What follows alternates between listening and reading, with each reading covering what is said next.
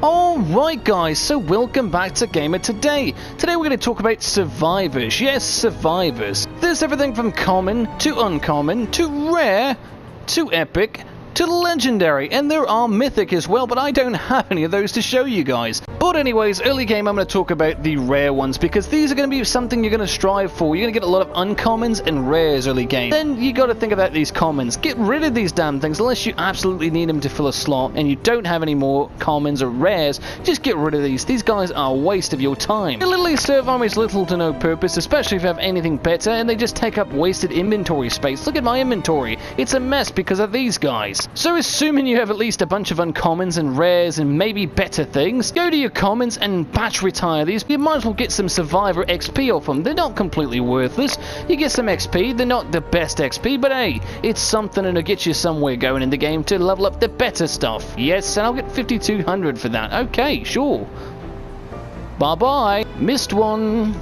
Oh right, so now we got the junk out the way, let's talk about the main ones here. Legendary's the ones you're going to really want to focus on. These are the most helpful in the game, and they're going to be something that's going to carry you all the way to the end game. The epics are not bad at all, but I should always say you should strive for the legendaries if you can't get any mythic. Mythics are great, but yeah, legendary is something more commonly had and something you're probably going to come across in-game much more often. Anyways, the epics are good as well, and they can get you through, especially if you're only early game or mid-game. These are definitely a good way to go as well, and you can level them up and make them stronger and better as well. Same with your legendaries. I always recommend to level these guys up. Now, I will let it be known I haven't leveled up pretty much any of my legendaries in a while, so there is that, and some of which I've gotten rid of. So there is this. My favorite legendary, honestly, is this troll. Look at this. How awesome is he?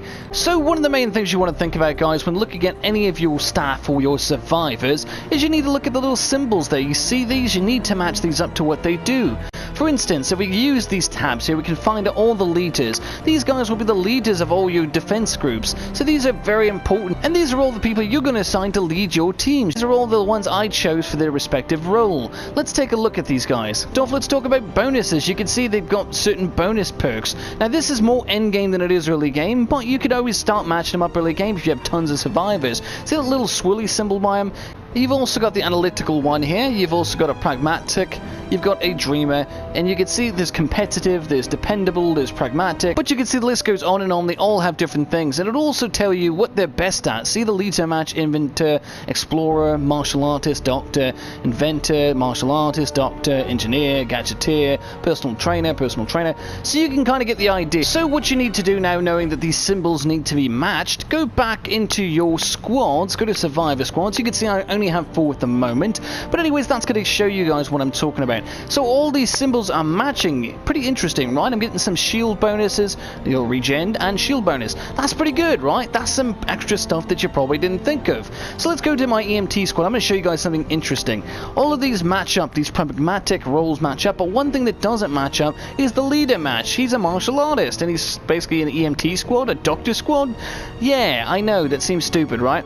Here's the problem though. If I use what I have in my leader selection here, because I don't have anyone who's going to fit the bill with the personality and the role position as a doctor and pragmatic. So if I put a doctor in there who matches the role, of course, you can see I've got the leader match, it would actually lower my fortitude but give me more party share. So that sounds pretty good, but it's going to lower my health quite a bit.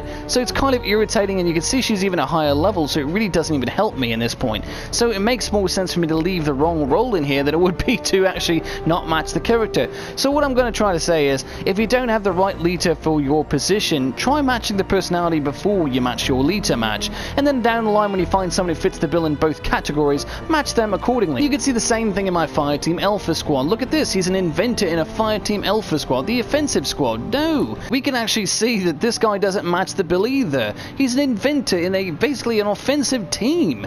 Yeah, but you see, there's no other one of these guys I have. I don't have any offensive guys, so I put him in there because it matches the personality, which gives me at least some bonus. It really does make a big difference to know that the leader match isn't as important early game as the basically shield regen bonuses from the personality stats. It's interesting to note that personality traits matching is more important than the leader match early game. Of course, later in the game, if you come across the right people, put them in there with the right personalities to make all this even better.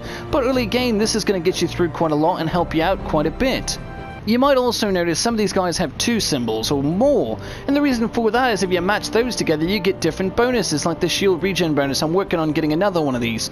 So yeah, it's pretty interesting. I can get double the bonus that way. Pretty cool, pretty easy, pretty simple. Just keep in mind it's a matching game. Alright then, now that you know that, so what do you do with the people you don't want anymore, or you don't need, or it's just taking up a lot of space in your inventory? Because look at that, there's a lot of these guys and they're actually taking up main inventory space for my schematics and everything else in the game.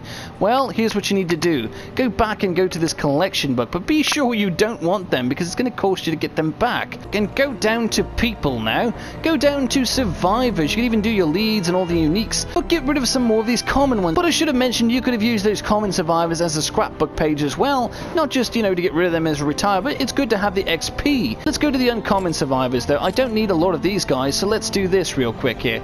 Let's get rid of you. Let's get rid of you.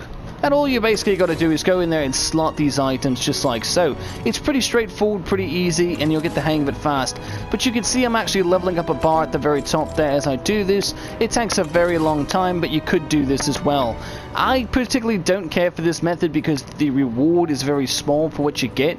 So what I would recommend heavily, if you feel that bad about these characters, go and batch retire them. There are benefits later on in the game because it helps you get more level points, but early game it makes more sense to have that XP, for me at least. I don't know about you guys, but I'm going to do that way. So yeah, there's always that method too. Now you can see my inventory actually looks pretty good. But just to prove the point of the inventory being shared, look at your schematics inventory. Very similar, right? Same number. So yeah, it's going to take away from things that you get in the game just because of all those survivors. So it's crucial that you do something about them. But anyways guys, that's pretty much everything you need to know about the survivors in this game. Pretty cool, pretty easy stuff right there. Hopefully you've learned something. If you did like the video, please give it a like and comment down below. Subscribe if you like the channel, and let's see you on the next video. This has been Gamer Today.